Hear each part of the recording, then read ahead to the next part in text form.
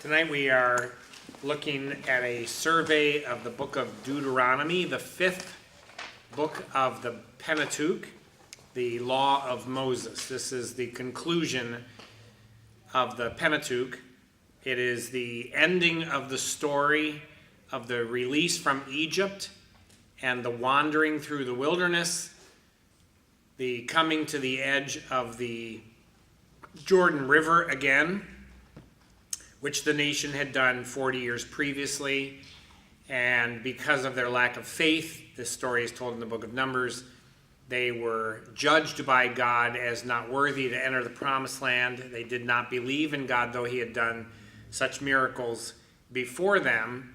And now the next generation, everyone aged 20 and under at the time of the first entrance towards the Jordan River, was able to enter into the land. So these are younger people that don't remember being in Egypt. They don't recall what God had done in their behalf. They weren't part of the decision-making body that decided not to enter the promised land because they were afraid.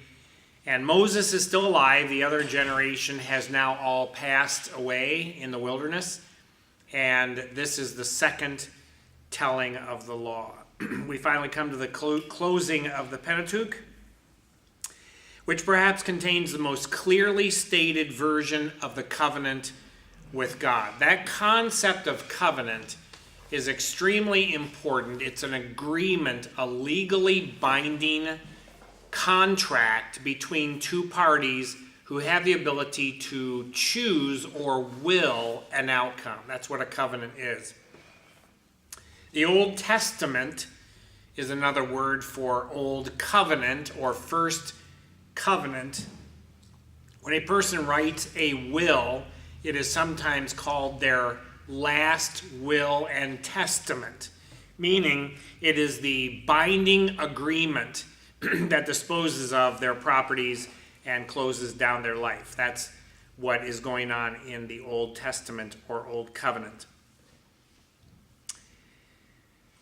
A covenant has mutually beneficial elements, both responsibilities and accountability and privileges. That's what makes it a covenant.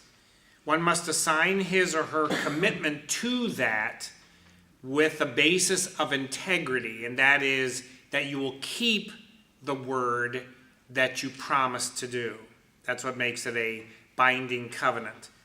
The book of Deuteronomy explains the particulars about this covenant between God Almighty, creator of heaven and earth, master of the universe, organizer of everything, sustainer of all of life, who has no obligation to commit himself to anything or anyone, but he does.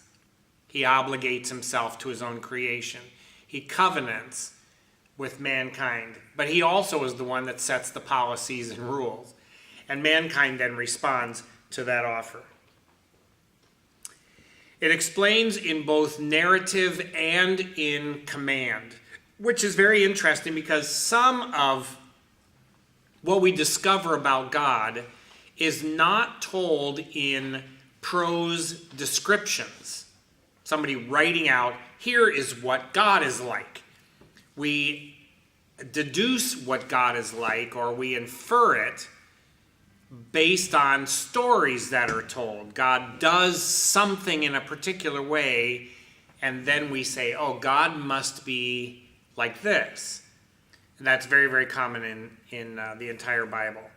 Deuteronomy is the most quoted book by both Jesus and Paul.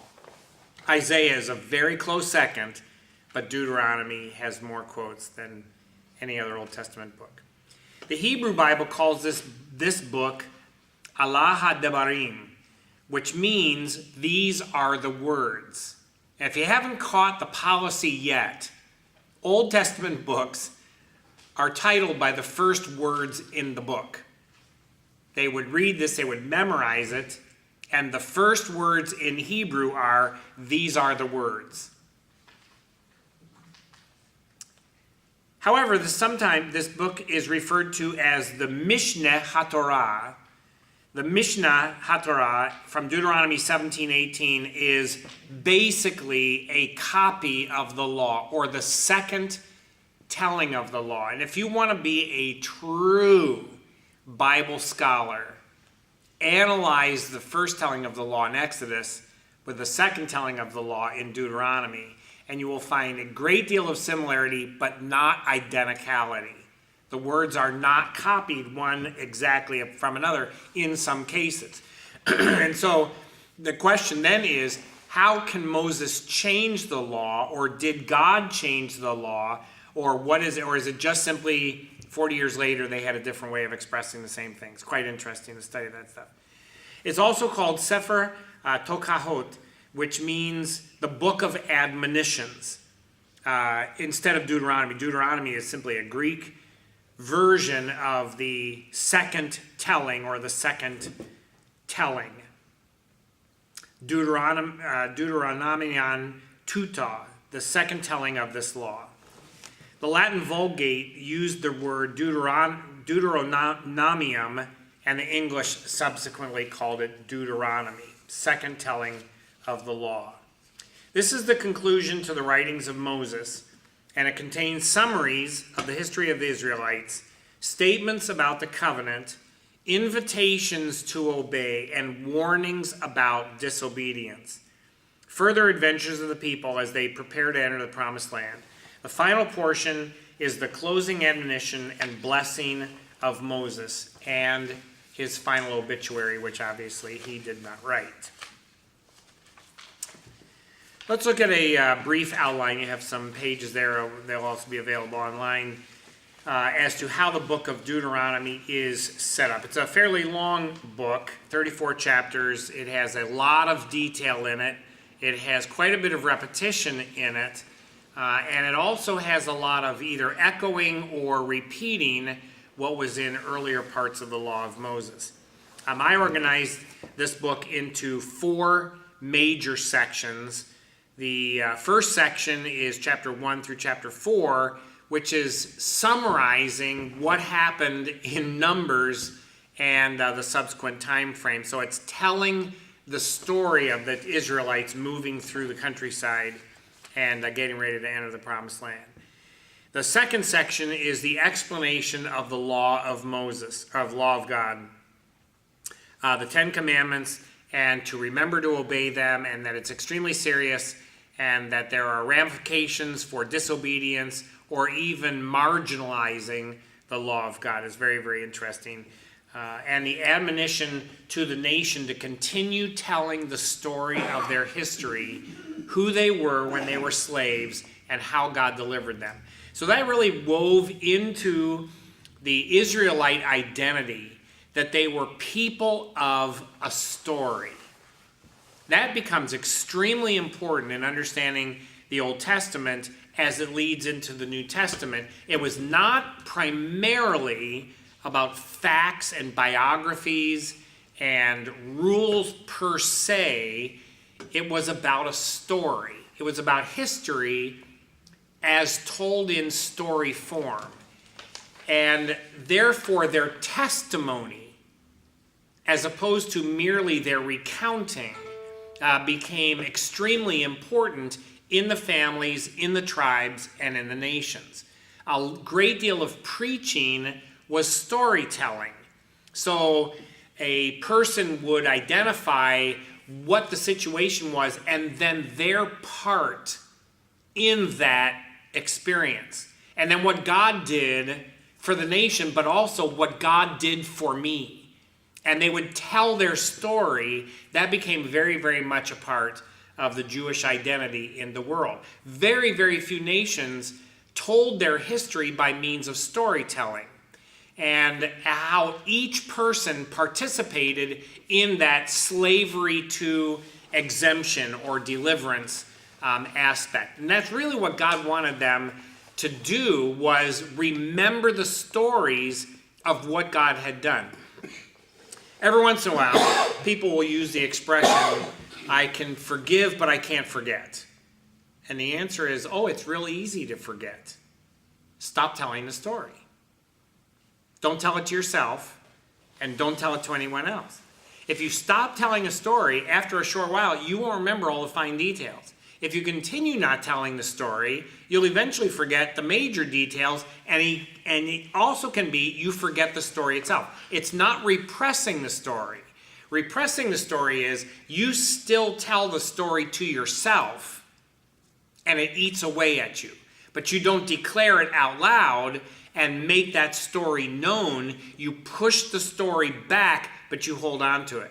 But not telling the story, even not telling it to yourself, eventually the details grow fuzzy, then they grow dim, and then they disappear. And so what God says to the nation is, do not stop telling the story. You can certainly say God is great. He has wonderful commandments. Here are rules 1, 2, 3, 4, 5, 6, 7, 8, 9, 10. Just listing. But that's not what he wants us to do. Deuteronomy is the telling of a story. Not they were slaves and they cried out, but we were slaves and we cried out. The story, we are immersed in the story. And so frequently throughout the Old Testament, and especially in the book of Deuteronomy, is the command for fathers to tell their children at the great feasts what the feast means to me. And the words are even put into the child's mouth at Passover. Father, what does this mean to you? It's not just what does it mean in factual history. A child is given the words to ask their parent, what does it mean to you? Now that becomes a fascinating part of this entire book. That's chapters 4 through 26. The third section is the covenant that is actually made with God. And this becomes a moment in their history when Moses says, okay, folks, we don't have a contract for you to sign with writing in a ballpoint pen because ballpoint pens wouldn't be invented for 3,000 years. So what I'm going to do is have you stand, and you are standing before God, and say with a clear voice, we will obey the Lord our God, our Father. And so it becomes a testimony that is the signing of the contract. It's very interesting to see how that happens. The covenant is then made with God, chapter 27 through 30. And then the conclusions, 31 through 34, are the wrapping up of Moses' life. And again, it's storytelling. Here's this great leader. He has been over the nation now for 40 years. His life is broken down into 3 basic 40-year periods. When he was 1 through 40, he was raised as an Egyptian. When he was 40 through 80, he was on the run, having murdered an Egyptian to defend one of his Israelite brothers. And then God calls him through the burning bush to come back and lead the nation. He comes back at the age of 80 until 120 and leads the nation and oversees all these things. It's interesting to watch the story of Moses because he is a man of Egyptian mythology for 40 years. And then he becomes a man of faith in God until he crosses the Red Sea. He believes God for amazing things. And after he crosses the Red Sea and meets God at Mount Sinai, he becomes a man of law. And his faith is muted. It's subjugated to the role of law. And he becomes a lawgiver and a law manager. It's very interesting to see that happen. Every comment about Moses that is positive is prior to their getting through the Red Sea. That he was a man of faith. Everything afterwards is only that he was a man of law and judgment. So it's very interesting. Then he dies. Joshua takes over. Caleb is the second in command, and they are ready to launch into the book of Joshua, which we will take up at our next time of meeting. So that's how this book works. It's very interesting. It is a storytelling book. Sometimes we have a hard time understanding because we want there to be a black and white rule. We want it to be simplistic. It is simple, but is not simplistic. And it is a way of describing who God is and how God sees us, and he designs his law so that when we obey it, we are able to recover the image of God in us as far as is possible. It also sets up a nature of faith, that one believes God, And that is why we obey him, not because we're threatened with execution or punishment or some kind of criminal outcome. We obey God's law because we believe in him. So the message of the Old Testament really is that we are brought back into a right relationship with God. The problem is our relationship with God is broken through our own activity. We are brought back into a right relationship, not like the very beginning relationship, which was flawless and perfect. It is now that we are damaged and broken, but we are healed in that relationship by faith. And the faith is expressed in living according to God's word, which in the Old Testament is the law, and in the New Testament is the person of Jesus. So that is our brief overview of the book of Deuteronomy. I encourage you to read it for yourself, but that gives you a kind of quick overview as to what this book is about.